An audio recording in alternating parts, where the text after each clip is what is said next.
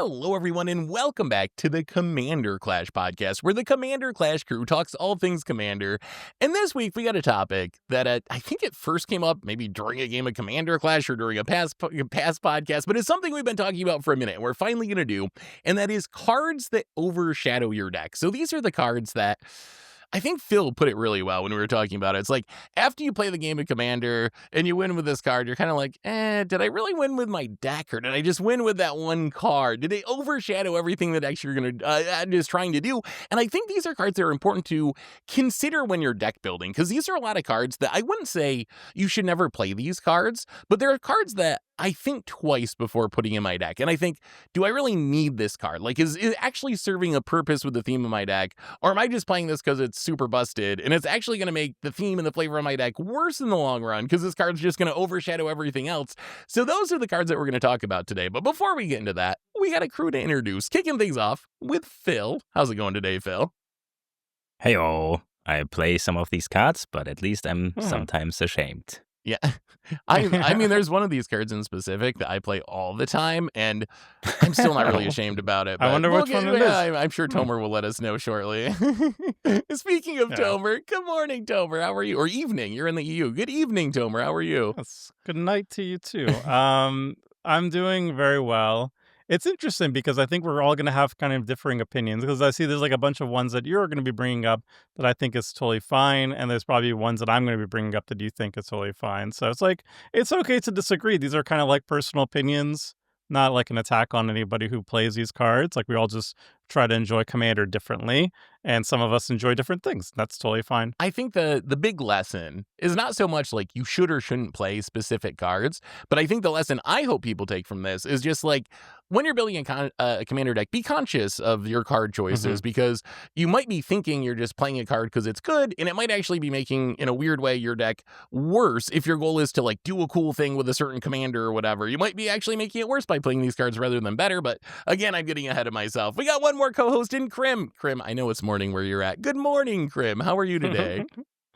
I am like 3 seconds removed from waking up and getting out of my bed. So typical podcast, yeah. I'm about to go to good. bed. I'm doing great, and a 9-hour difference. you're all getting ready to go to bed, so don't worry.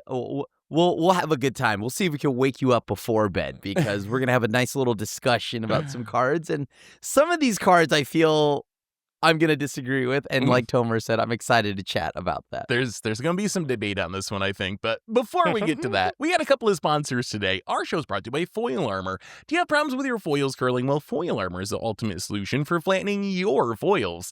It's a two-way humidity pack that you simply put inside an airtight container with your cards, and Foil Armor will absorb and release moisture, making your cards completely flat.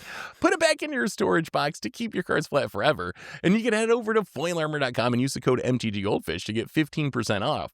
Our show is also brought to you by Card Conduit, the easiest way to sell your Magic cards. If you ever get tired of the hassles of buy listing, you can skip them with Card Conduit. You can use a curated service where you send in as many cards as you want with a buy list value of $1 or more and pay just a 5% service fee. And if you want to do a bit of work, you can use our sorted service where you list and sort your cards in advance and pay just a 2% fee. Either way, you're going to get a detailed report with the results in a fast payment once your order is processed. And you can even get another 10% off by heading over to cardconduit.com/MTGGoldfish. Card Conduit, it's the easiest way to sell your Magic cards. So thank you to our sponsors for supporting the show. And now it's time for the comment of the week. So last week, we talked about weird ways to ramp in Commander, and our top comment comes from JD, last name 1014, says, the crew's relation to fun in Commander. Seth and Morgan, everyone should have fun. Tomer, my opponents will have fun and I will suffer. Richard, fun is irrelevant. I grind like it's a pro tour. Krim, fun is irrelevant for you. Phil, I'm too busy building the perfect engine to think about fun. That's the fun, though. That is the fun. I think that actually describes the group relatively well. I think you nailed it, JD, last name. Anyway, let's talk about cards that overshadow your deck. And I kind of already explained what we're going for with this one. Again, it's not that you shouldn't play these cards, but maybe they could be too good in some decks and make your deck less exciting and less fun rather than more fun. And let's start with you, Tomer. Tomer, what do you got for us for a card that overshadows or could overshadow your deck? All right. I was going to save this for later, Oh. but why not start with the hot take right now? Soul Ring. It's in every deck. It's in the precons. And I think it's kind of fine sometimes, especially if you're like a low power table and stuff, and you're like powering out low power cards. I think it's fine. However, if you're like aiming for like a bracket 2 or bracket 3, and you have like a really, really powerful commander, that's like usually the big one. It's like a really powerful commander that's like a really strong engine, especially like a draw engine. Like I'm thinking like Kefka or whatever.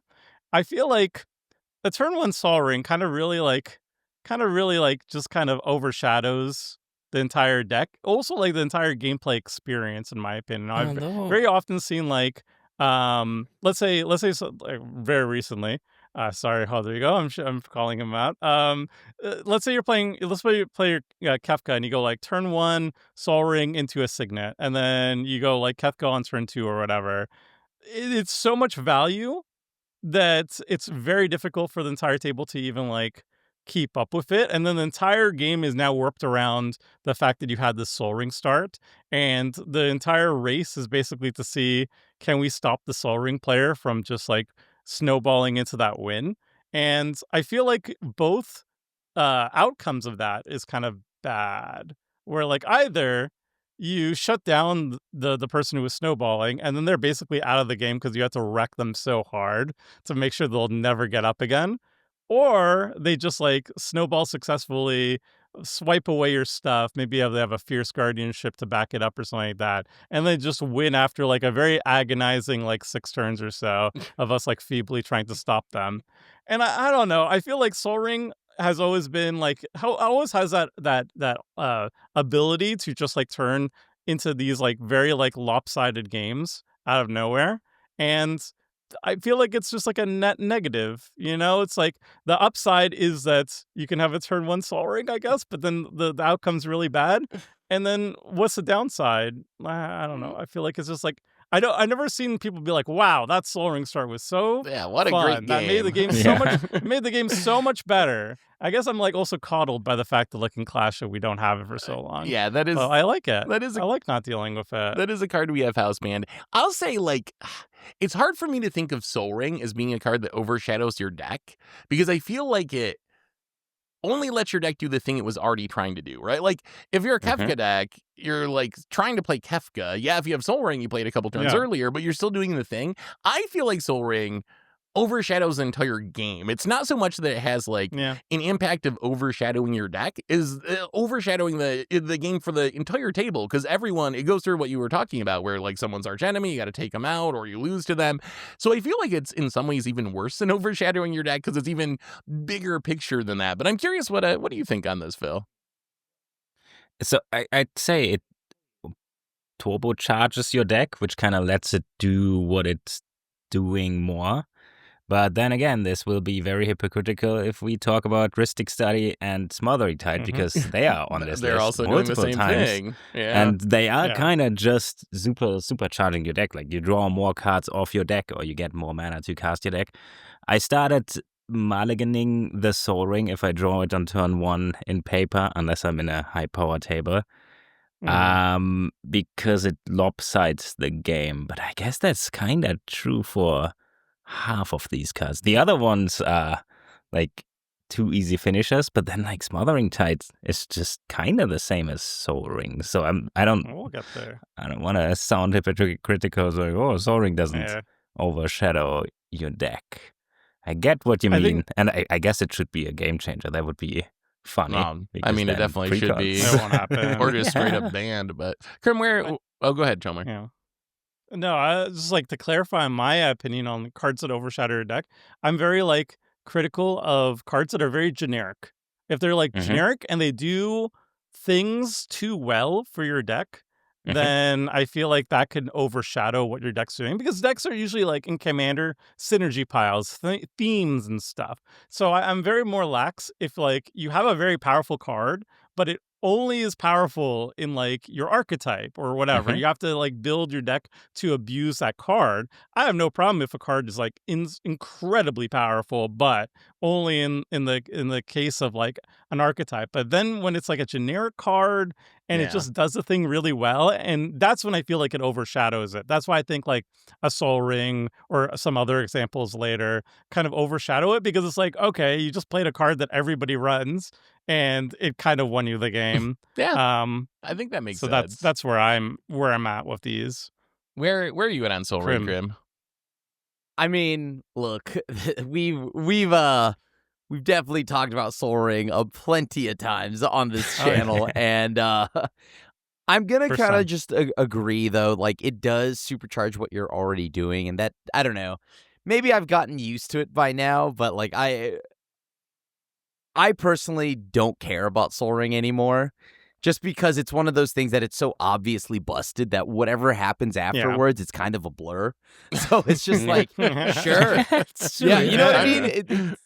I guess that's kind It's of an kind of the example of theme the of this overshadowing your episode. deck. Yeah, and if everything after it's a blur, then yeah, I guess Well, that kind of qualifies.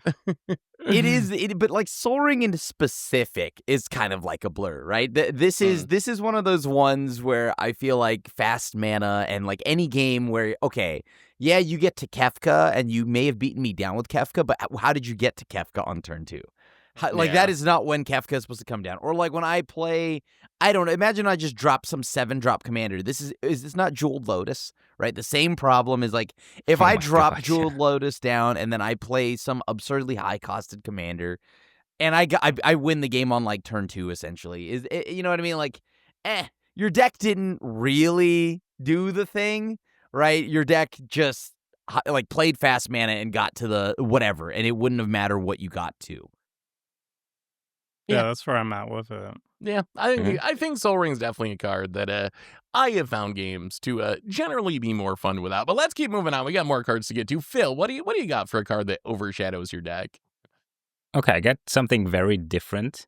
But okay, so it is Defense of the Heart. And the funny story is, I think we all know the card, but Richard, a couple of, almost a year ago now, posted in the group chat an image of this card and said, hey, why don't we play this? Isn't this like very good? And we all just said, Yeah.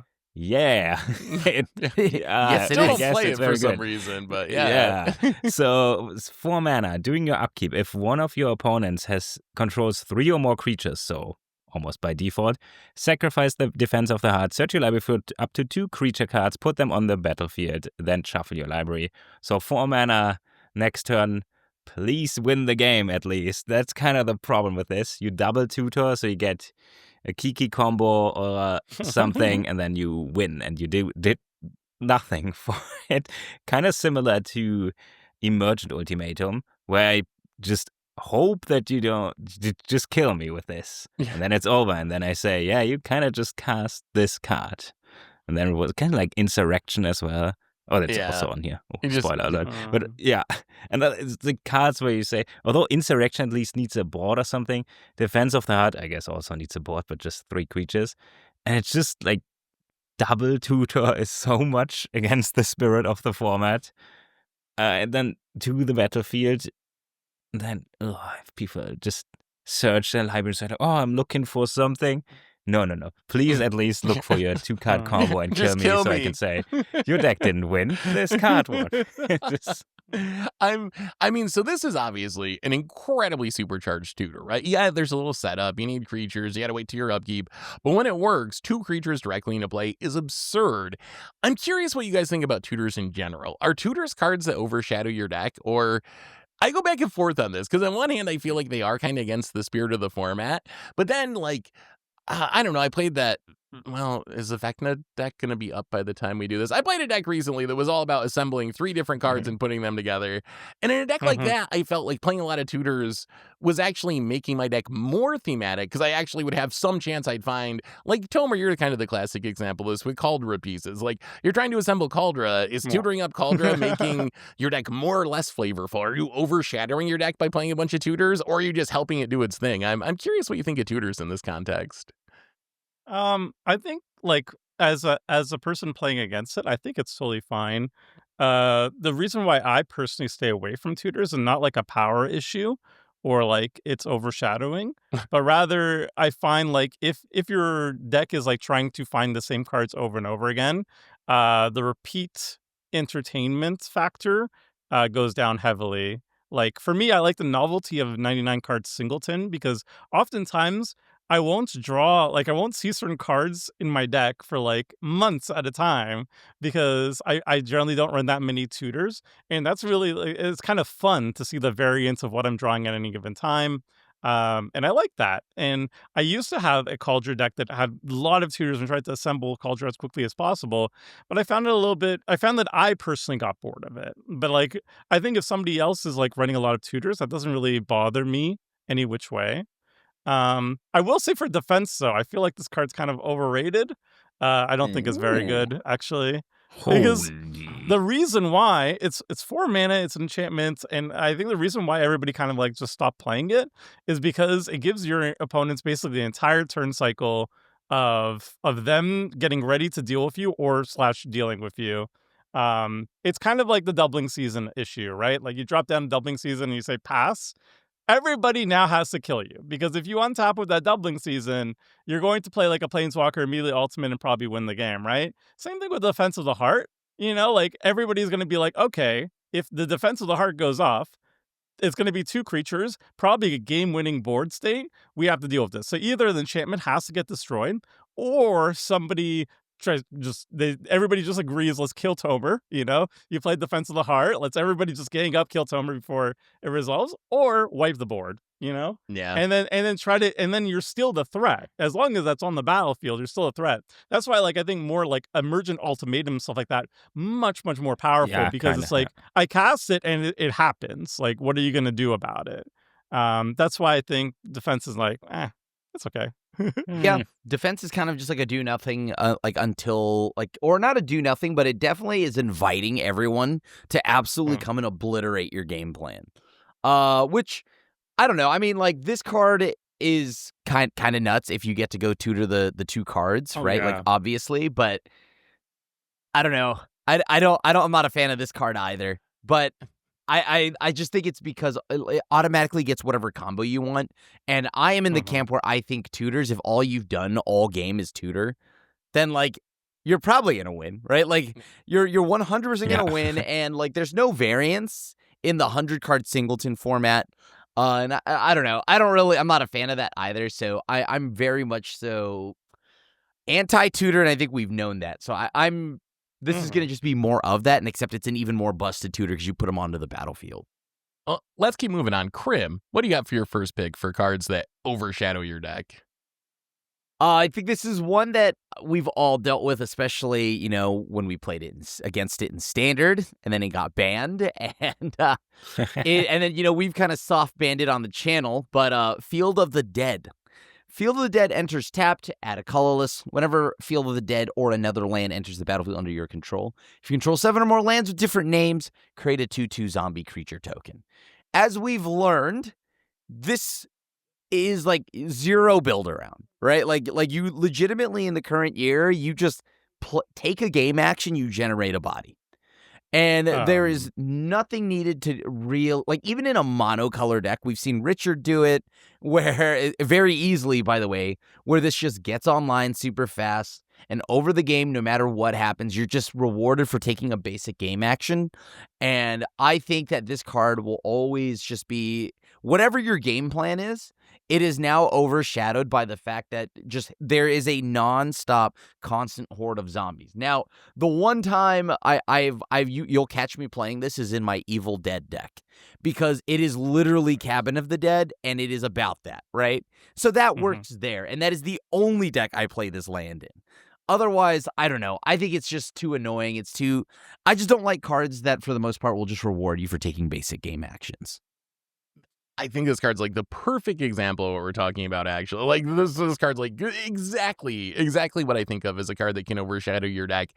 In a lot of decks, if you just play this for value in a random deck, we saw this. It's why I ended up getting houseband on Commander Clash eventually, is we saw it just like take over so many games in decks that had nothing to do with being a landfall deck, nothing to do with being a zombie deck. It was just like, I'm just playing this as a utility land. Oops, I won because I made all these zombies.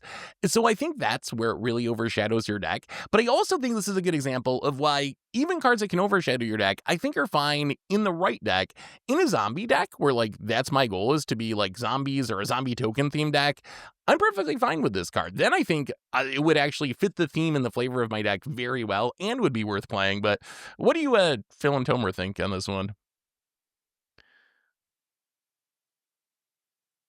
You're muted. Is Phil. Phil Yeah, muted? I can't hear you, Okay. Phil. I think you're muted. Oopsie. So I played in multiple decks, but I have a reason. Like with Manio's Kalga, I draw a card. Yeah, Okay. you have Caretaker's Zombie, Tale that in makes every deck, Phil. Of Okay. course, of Yeah, course, you okay. have a reason. It is. It's also in Necrobloom is a Field of the Dead, so I have to play another gotta field, play it. right? And then the other one is, I Yeah. think, in Omnath, which is high power landfall. Oh, it has the Cabin of the Dead as well. A good thing I bought this cheaper than it is now, but Yeah. yeah, this card is just insane, and I am very happy that we banned it on Clash. We kind of, so Richard's the comment of the week kind of described this. Richard started playing it because it's optimal, and we all just said, "Oh, yeah, if you don't need it, maybe don't play it." But it is technically optimal to play it in every deck, I think. And Except then for it just Tomer decks. sometimes wins. Yeah, I was Yeah. about to say this card is stone cold unplayable in my decks. I don't know how you guys keep managing it. No, but seriously, like I played it like I have a meta where Field of the Dead is played very regularly.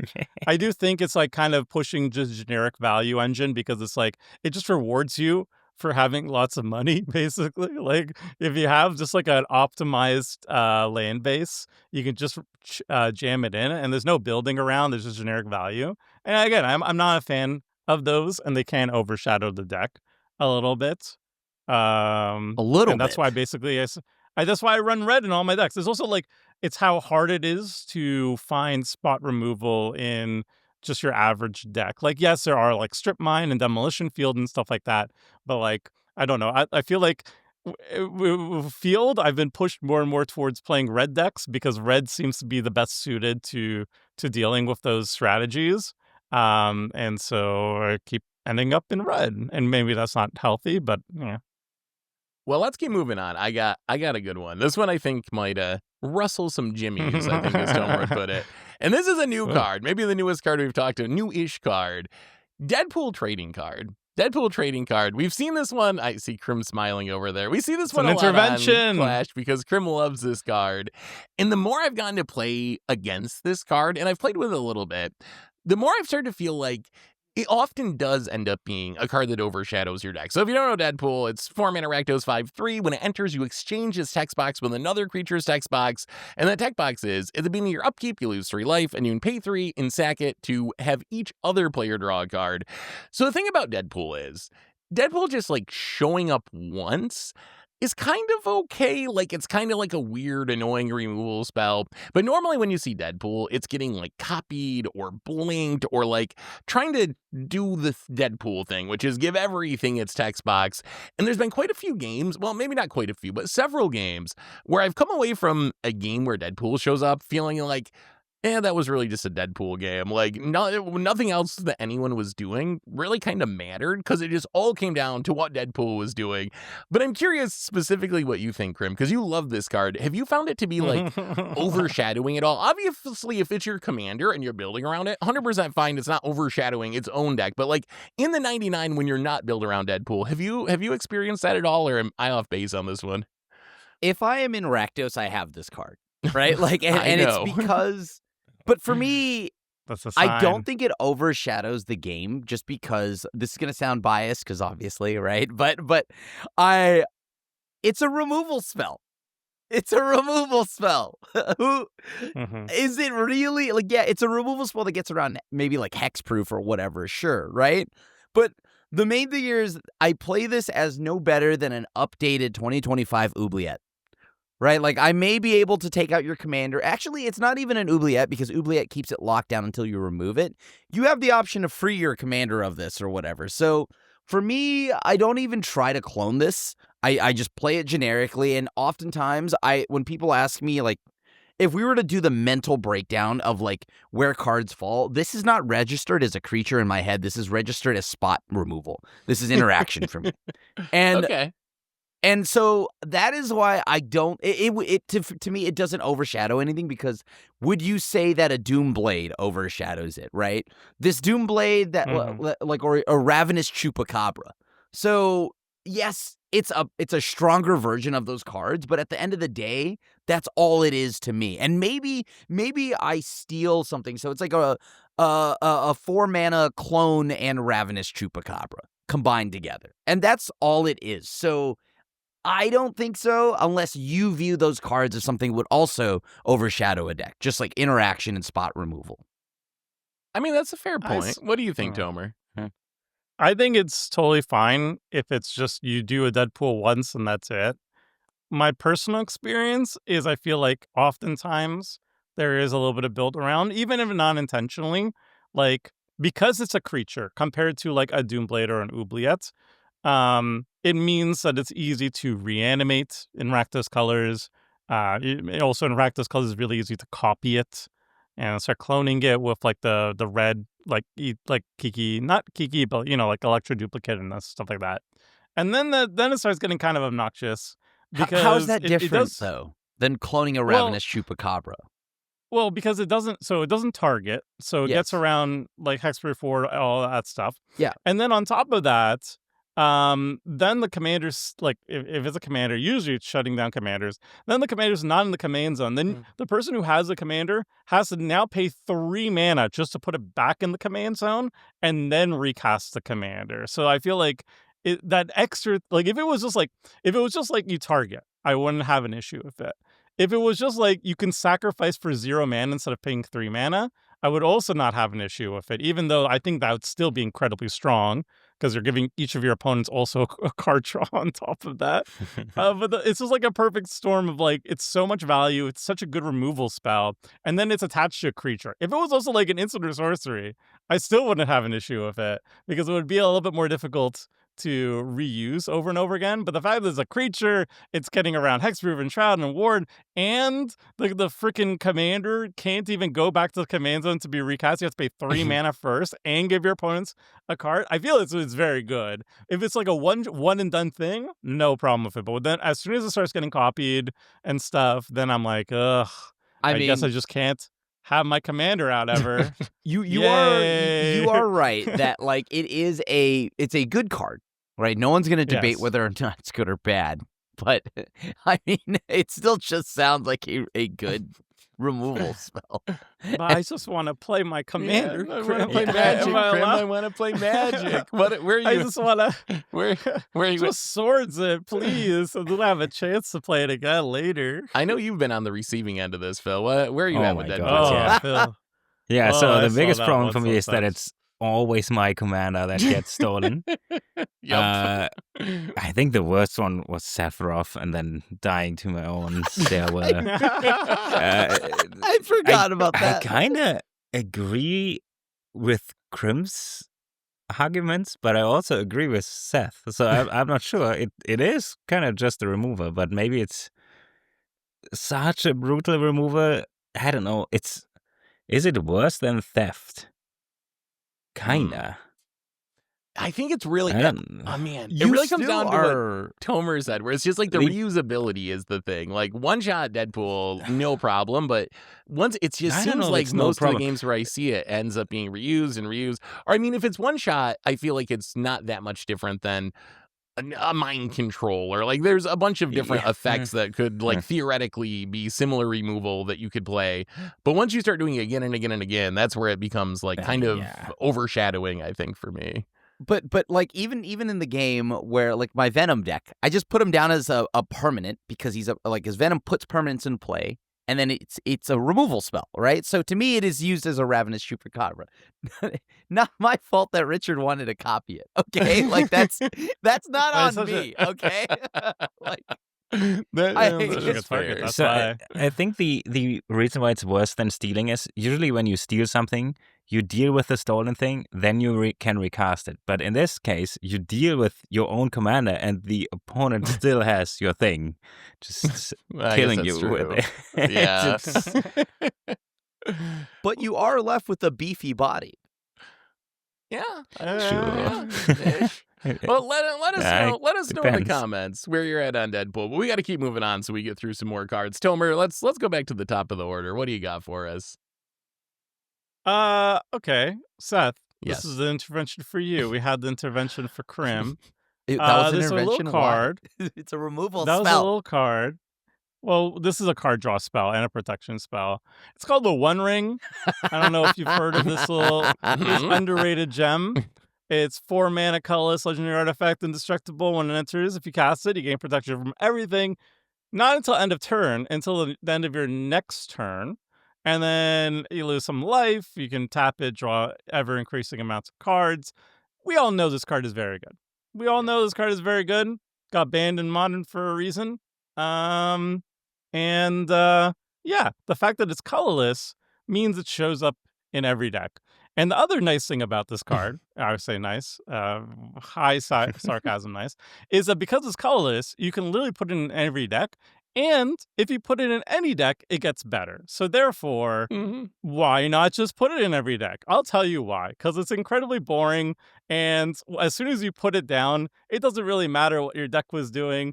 All you do is like, I played the One Ring. Oh, I guess I'm immune to everything. Oh, I get to draw cards for free.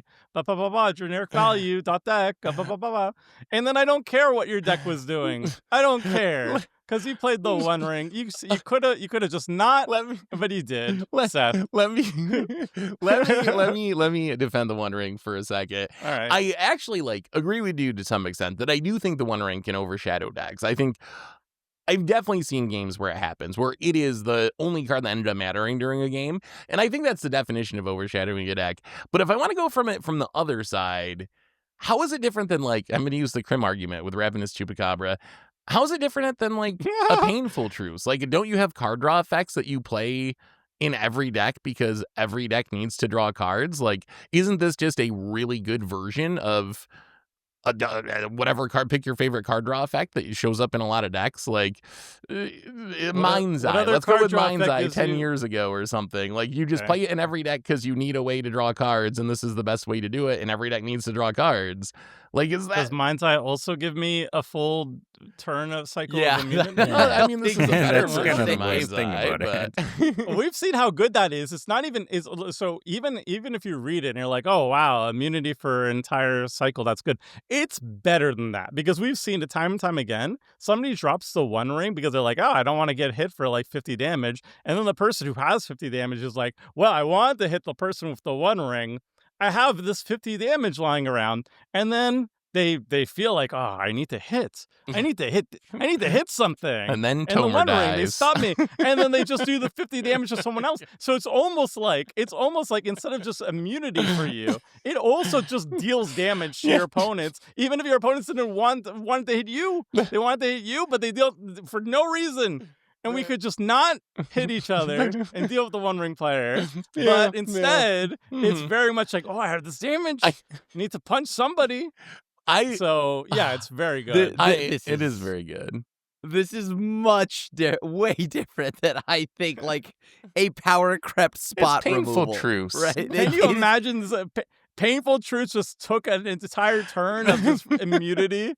Yeah. Wow. Yeah. I would run that in every deck. And it's reoccurring. Oh, wait, by this the way. is colorless. Yeah, it's colorless? Yeah. Oh, wow. You get to just keep drawing. You draw forever and for days. I don't know, man. The card is very good. Oh, the card's busted. I'm an artifact deck. It's an artifact. Synergies. No! Just don't. I mean, I played in Mishra. I played... My deck synergizes with card draw. Literally every single deck that's why I played in every synergizes deck. with card draw and not dying. So maybe I should put it in all decks because of synergy. No. Welcome to my world, Tomer. Welcome to my deck building strategy. I mean, the ring is kind of the embodiment of this theme. I guess Field of the Dead also, but the ring is yeah, it's so generically powerful. And that said, I still play it. If I'd also want to house ban it, but Oh. if not, I I will also just play say it. the one place I will 100% admit, I do think it can overshadow decks just on its own, but we've definitely seen games where it starts getting Phyrexian metamorphed and copied, and the protection starts going on for multiple turns.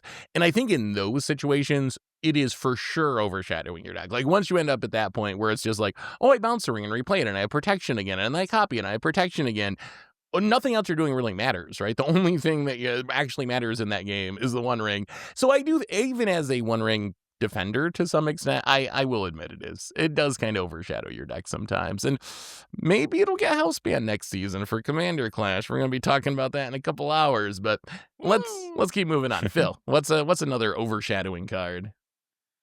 All right, another card that overshadows your deck. This one I do admit I play in a lot of decks because it just does a lot very good.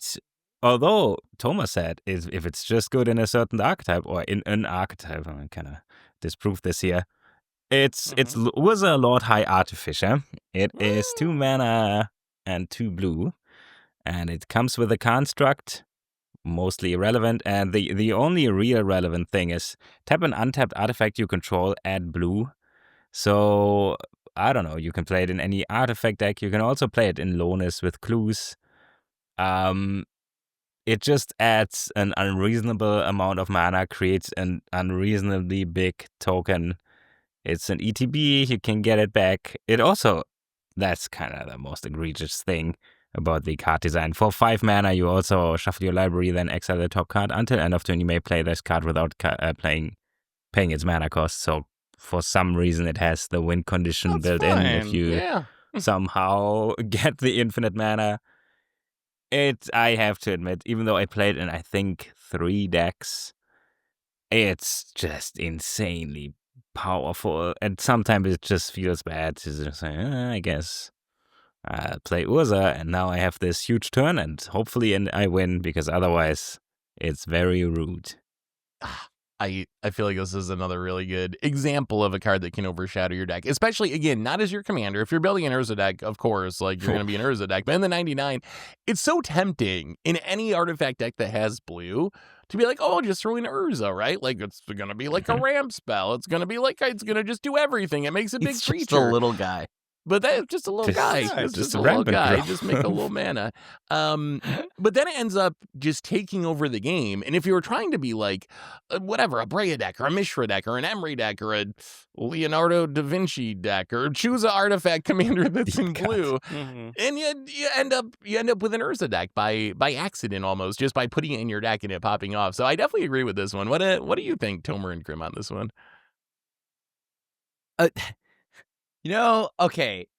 In an artifact deck, I know it's going to pop off. I'm not surprised here. But I'm actually going to say that Urza, if you are not like a Urza commander deck, I don't know. It seems okay, right? Like, am I wild for this? Like, I don't think it overshadows your deck, because here's why. And this is more of a reflection on the archetype than the card itself. Artifacts are all busted. Everything in your artifact deck is busted. There is no difference between busted artifact 1 and busted artifact 2, right? It's all the same. It is all the same broken piece in the same broken machine. So I do not view it any different than anything else you're doing, because unfortunately you're still an artifact deck, so I don't care. I'm with Krim, actually. Well, I think some artifact decks are fine. Okay, guys. Tomer. Don't hurt me, please. But I actually think it's totally fine, because it's like, if I'm in a generic blue deck, am I going to throw in Urza? No.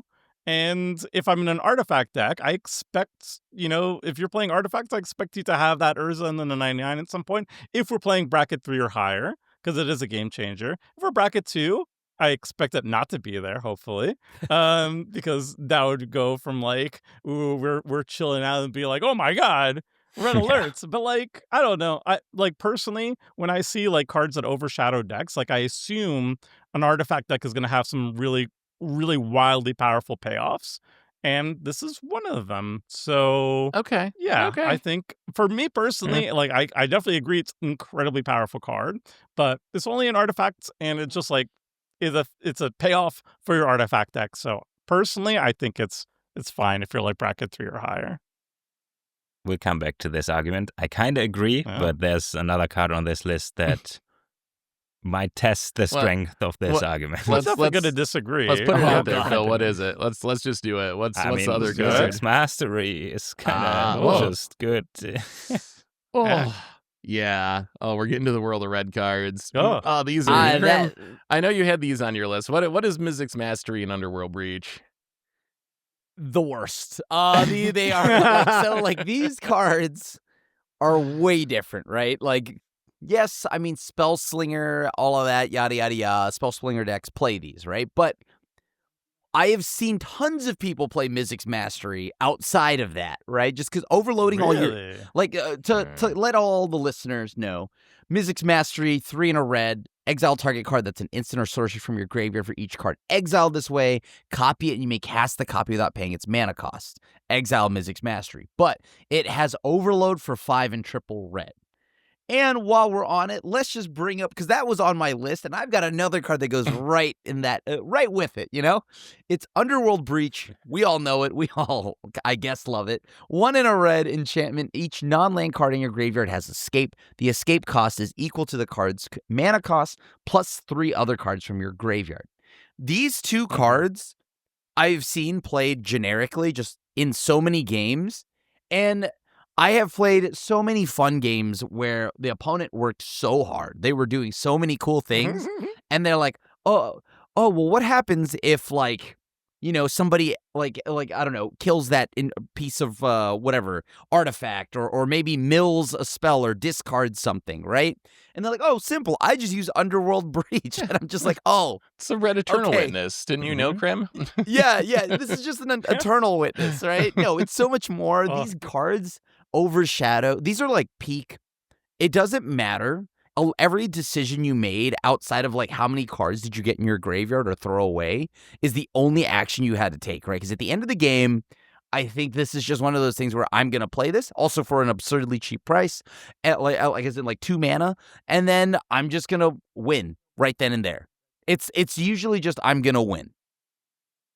I feel like season 17 or 16 of Commander Clash was a great example of this, especially for Underworld Breach, where Richard went through his, like, I'm going to build red decks this season phase, and so many of his different decks, different themes, they just all happen to be red, but some would be like artifact decks, some would be aggro, some would be more ramp decks, but so many games ended with some sort of, oh, I drew an Underworld Breach, I'm going to loot mana geyser, I made all the mana, now I kill you with something. It just overshadowed everything else the deck was trying to do, and it just always felt like, no matter what his commander was, it was just another Underworld Breach win, right? It doesn't matter what your commander was. It was just Underworld Breach that did it. So I think the Underworld Breach is huge like that. And I think Mizzix Mastery, maybe not quite as bad just because it's not as heavily played as Underworld Breach is. Like, I feel like it's a little bit narrower, but it still has that effect. And I've noticed myself cutting it from a lot of decks when I used to play it in the past, just because it kind of does feel unfun almost to win with. It feels too easy to win with when you end up overloading and just cast your whole graveyard. And I'm just like, oh, and I don't know why did I even bother building this deck? I should have just tutored up and cast Mizzix Mastery. But what do you think, Tomer? I think these are both very fine asterisks. So Mizzix Mastery, I think, is like, again, I think this is like totally fine. Krim said that he sees them outside of like Spellslinger decks, and maybe, I don't know, I've never tried it outside of Spellslinger decks, but I feel like if I'm not Spellslinger, I don't think I would ever be interested in running it personally. And then Underworld Breach, I think, is actually a fine card if you don't have the fast mana, because we mentioned Mana Geyser. I think Mana Geyser is the problem. I think Mana Geyser, the fast mana rituals, when you have those paired with Breach, that's when it's not good. But if you like just like Breach and you don't have any rituals, then you're gonna like, you pay 2 mana and you get like, I don't know, you have 6 mana left and you like cast 2 spells or something. It's like, okay, whatever. Let me ask you something, Tomer. Have you ever seen someone just use a Yogg's Will to play like 1 or 2 cards? from Yeah, their I Yeah, was graveyard. just gonna but say like this. I also think Yogg will is fine too if you Whoa. don't have the rituals. Like Yeah. if the rituals are not there, it's the rituals that are a problem. I feel like the rituals are the issue and not the thing by themselves. Because if you take out the rituals, what and you have like 6 mana to work with, and you cast like 2 to maybe 3 spells, I don't think that's actually a big deal at all. Yeah. Yeah, What I do you kind of think, Phil? agree. I agree with the. So that doesn't count for mastery, but Underworld Breach is kind of only good if you have rituals, because otherwise it's just 1 or 2 Eternal Witness triggers. But The Mythic's Mastery just casts your. We have multiple spells like this that it's also tough to resolve in paper. And you kind of tell the table that this is most likely going to end, but we're going to do some math or something Yeah. here and going to resolve this take whole it. thing.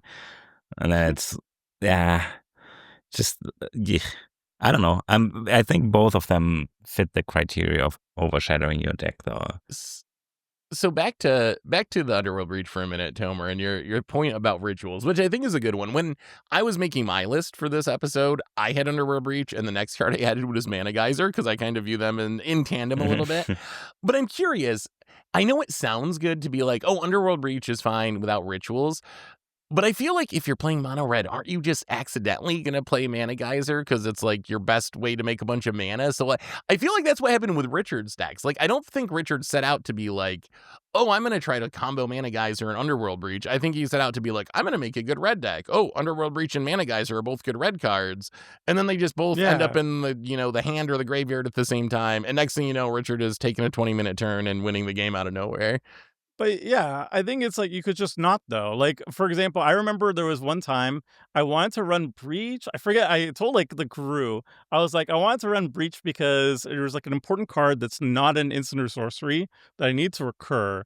And then I was like, well, I have Mana Geyser in the deck. I wasn't running just as well, but the fact that I had Geyser in it meant that I'm not going to be running Breach. And out of the two, I guess we could talk about Mana Geyser as well. Yeah, toss it in I there. think Mana Geyser is a problem. I feel like it is a card that overshadows your deck because again, I there's no need to build around it. Like yes, it gets a little bit better if you can like fork it, if you're in like a spell slinger deck, but I feel like it's just too easy to generate obscene amounts of mana just by casting the spell that like you could just throw in any red deck. Whereas like, I don't know, Breach, I honestly would kind of avoid it unless I really need to recur specific things in like mono red, or I am playing high power of rituals. I honestly don't think Breach is that good if you don't have like fast mana or rituals or something to like, actually chain together like a stupidly long turn. So if you... Krim does not agree. Yeah, I see Krim shaking his head over there. But you would choose Mana Geyser out of the two. If you had to just choose one of them to be more overshadowing, you would go with Mana Geyser over Breach? I would go with the Geyser, What about you, Krim? Are you fully team Breach? What do you think about Tomer's take? I think that Breach allows you to break anything. Right? Like any card that ever comes out will always be broken because Breach exists. Just because, example, if I can get it back, I can do something again, whether it's an infinite ritual spell, anything at all, I think it is very easy to just break Breach.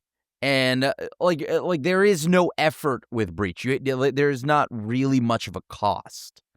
So I think that even if you ban Mana Geyser, something else will come along.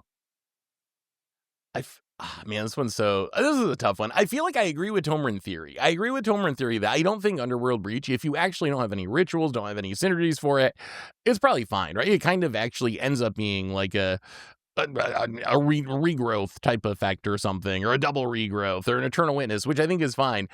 My concern is just like you need some really serious self-discipline to pull that off, because so many of the red staples happen to be like Jessica's Will and Mana Geyser, and they're cards that just like I think people naturally just put in their decks without even thinking about how well they synergize together, and then they end up just winning the game by accident. So I think if you have Tomer's level of discipline where you're like, oh, I have Jessica's Will, I have Mana Geyser in this deck, so I'm not going to run Underworld Breach, I think it can probably work.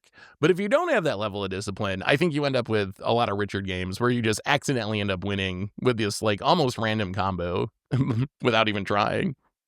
Yeah, I think Will and Geyser are the two main ones for red, at least. I guess Yeah. if you're in like black, you can go like Dark Ritual and stuff like that.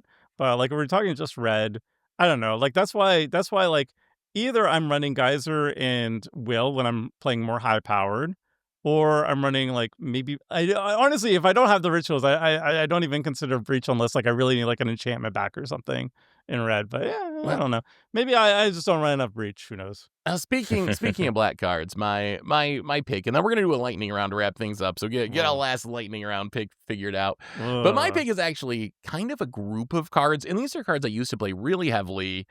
And now I only play in decks where I feel like they fit the theme. Like, I actually played them in a deck recently because it was built around the theme of the deck. But these cards are Grey Merchant of Asphodel, Exsanguinate, Torment of Hailfire. They're these black spells, and I actually would probably focus more on Exsanguinate and Grey Merchant. I think that Torment of Hailfire is kind of a finisher. It's just like kind of an annoying finisher because it's only interactable with counter spells. But Exsanguinate and Grey Merchant, these are two black cards that see a lot of play. Grey Merchant's 5 mana for a 2/4. You drain your opponents equal to your devotion to black, and you gain life equal to life lost this way. So you gain 3 times as much life because each of your opponents getting drained. Exsanguinate has essentially the same wording. For double black and X, you drain everyone for X, you gain life equal to life lost that way. And these are cards that I used to play just as like good black cards, right? If I'm building a mono black deck, I just play Exsanguinate and Gary because I'm like, I want some incidental life gain. They can damage my opponents. Think of all the life I'll gain. They're really good at what they do. But then I found out that there's a lot of games where that card by itself just ended up taking over the game, either because it just actually killed the table or killed multiple people at the table with the drain itself, or because it didn't quite kill everyone, but it put them very low on life, and I gained like 40 life or 60 life, and then I just, kind of flicked everyone over and won the game. So I feel like it just overshadowed what my deck was trying to do. Instead of being about whatever, my aristocrat synergies or reanimation synergies or whatever my theme was with my black deck, instead, it was just like, oops, I drew this one card, and I guess I win the game because I drew this one card. And I think that's kind of what I'm looking for in cards that overshadow your deck. I will say I still play them in specific decks if I'm like a devotion deck, or if I'm specifically like a life loss, life gain style deck. I'm not anti these cards. I don't think they're like too busted to ever play or whatever, but I have tried to avoid playing them in just every black deck as staples because I think they end up taking away from decks more than they add to it a lot of times. But where are you guys at with Gary and Exsanguinate? I think Gary is the one that is too good. I think Gary, every time, because it's a creature, you can reanimate it, you can flicker it. And like so many times I've just seen Gary come down and it just becomes a game of Gary, right? Like, and the devotion count doesn't have to be high. We're talking like Gary plus like 3, just 5. That's enough. That is already enough. And I don't know. I've started to just drop Gary from my deck. I love Gary, don't get me wrong, but I've dropped him because every time it's too easy. I get bored of this card. Yeah, I'm kind of with Chrome. I kind of like, as I admit that it's, I don't know if it's Overshadow. I guess it is. I still very much like Gary.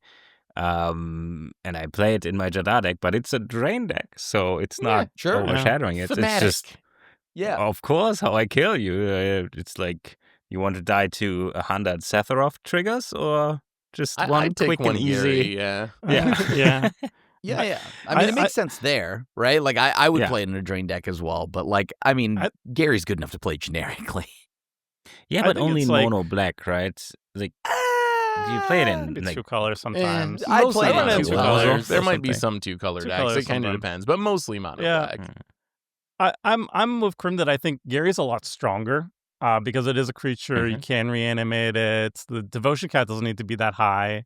It's only 5 mana always. I think, is it 5 mana? It's 4. Yeah, it's 5 mana. It's 5 mana, It's yeah. 5. It's 5. Comes with 2 devotion. And yeah, I think, pumps for 2 devotion by itself. I think it's really good, but like that's it. I still run it. I don't think it's, I never consider like overshadowing because like, I don't know, every single time I'm making a black deck, it literally is a drain deck. I don't know. I think I made one deck that was black that was not a drain deck, and that was Toshiro. And it still wins with Torment of Hailfire and Exsanguinate, so I guess it is a drain deck. Yeah, I guess it is. So it's just like, I don't know, like if I'm mono black, I'm doing that already. Yep. Black is a very one-note thing, so I just jam it. It feels like Crater Hoof. It's like, all right, I'm a green deck. I have creatures. I want to kill you with creature combat. I need an overrun. What's the best overrun? Yeah. It's Crater Hoof. Is it a little bit boring? For sure. Like sometimes I don't want to have the best option. I want to go for something more synergistic, but I don't feel like it overshadows it. It's just like I don't want to have the easiest option. So I want to go for something else more chill. But like Exsanguinate, it's like, okay, if you do X equals 5, that's 7 mana to drain everybody for 5, and then you gain what? 15? Yeah. Yeah. That's 7 mana to do that? Whatever. Like, okay, sure. But what if I Whatever. got Cabal Coffers and it's like 20 mana, and then I'm gaining like 60, and you each are taking 18 for or you. something? Okay. Yeah. Well, Then maybe you're dying maybe to we'll do start it. playing more I'm like, Exsanguinates. I thought it was Hey, being it's nice more by of now. a I mean, Gary. it's like doppelgang. If you have all the mana, it's very good. Yeah. Again, the problem is I would always point, like, this is like also the breach thing is like the problem wasn't Exsanguinate. The problem it was like Cabal Coffer is a really good card. And it's like, we've seen so many commander clashes where like you or like I don't know, me or whatever will have like a Cabal Coffers out, and we have like, oh, I tap for 16. Wow, this is very difficult.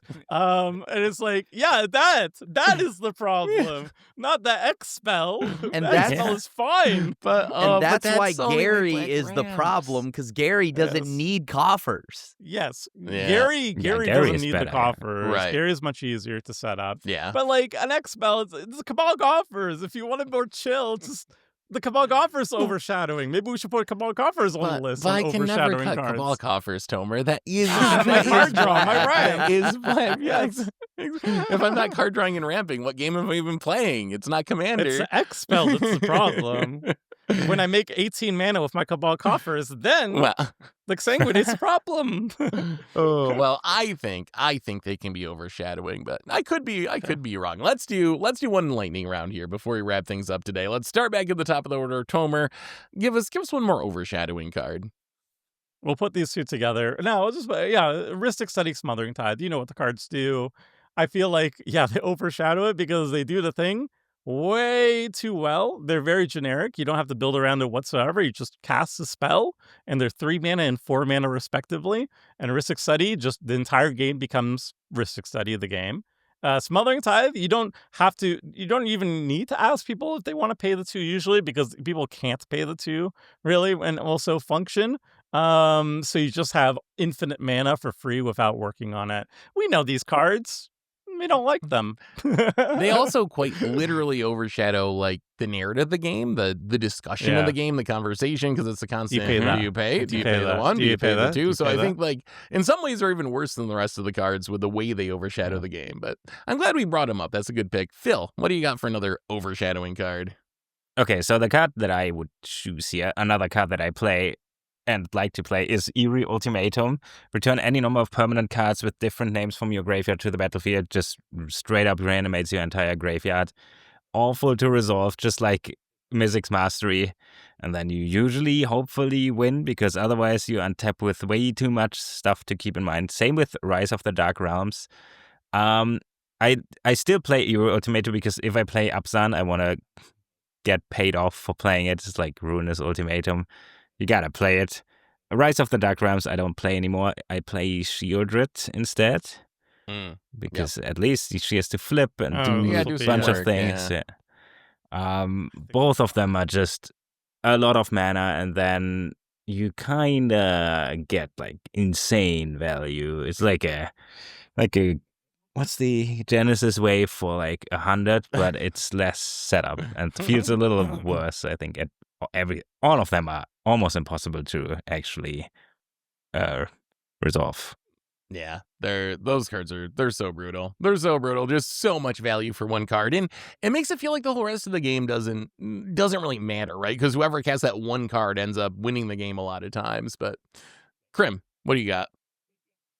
I'm gonna go with Necropotence. So Necropotence is a classic. It's a house. I'm surprised not played more, because is it even a game changer? It is a game changer. It is? now. Oh, okay. It wasn't originally, I think, right? And then they updated it to add it, maybe. But yeah. Because they put Good. Adnos instead, and I'm like, Right, what? yeah. Good, because this thing is busted, right? Like, I am always just surprised, like, when you play Necropotence, if you are shocked that that overshadows the rest of your deck, I'm going to tell you why it does that. And it's because, well, are you surprised you drew the combo? Right? Are you like, oh my god, I drew all my cards that I wanted to do? Well, you had Necropotence, so you may as well have just tutored whatever you wanted and put it into your hand, right? On top of that, every time Necropotence has hit the board, I tried it just to see, because I'm like, I remember one podcast way back, I talked about how good it was, if it's still good, if it still deserves the hate. Immediately, as soon as you play it, the conversation is, okay, well, he can draw whatever he wants, and so we need to hit him, and we now need to reduce his life total. And even if, like, and I've had friends who play it, and they didn't even have anything in hand to back up all the hate that Necropotence would bring to them, and the whole conversation is just Necropotence this, Necropotence that. I need to get that Necropotence player out of here. So no matter which way it is, I think this will always overshadow the table, because if they don't, they'll lose, and then you just, it's a free win, right? Or everyone beats down the Necropotence player immediately. Yeah. Yeah, no. 100% agree. I agree on that one too. Necro also very overshadowing. Well, for my last pick, I'm just gonna put it out there. It's not even one card. It's a type of card, and that's stacks pieces. And I think we saw that on a past season of Commander Clash, where we have a random, like, even a light stacks piece comes down, and the whole conversation is just about the stacks piece and why I can't do anything and why I can't cast this card. But I think, like, this doesn't mean you shouldn't play those cards. But I think there is, like, if you humility lock the table and then win the game. Oh my god. You won with humility, right? Like, that's why you won the game. Or if you drop the rest in peace against the graveyard deck and they can't cast anything, it's really rest in peace that won you the game, not the... That's but a I'm bit saying this- different. But yeah, okay. Maybe that's a bit of a stretch. But I think I the stacks agree, pieces humility. can be overshadowing that that way, where you can drop one card that just essentially makes your opponent do nothing. And I know this from experience, because this is the modern against the odds trick, where you drop a Blood Moon against your opponent, and then that buys you like 10 turns to do the janky win con. Yes, it's cool, and it makes a good video because I won with some janky combo. But if you really think about it for 5 seconds, I kind of just won by playing a turn 3 Blood Moon, and that's really, when it comes down to it, that actually is the card that won me the game.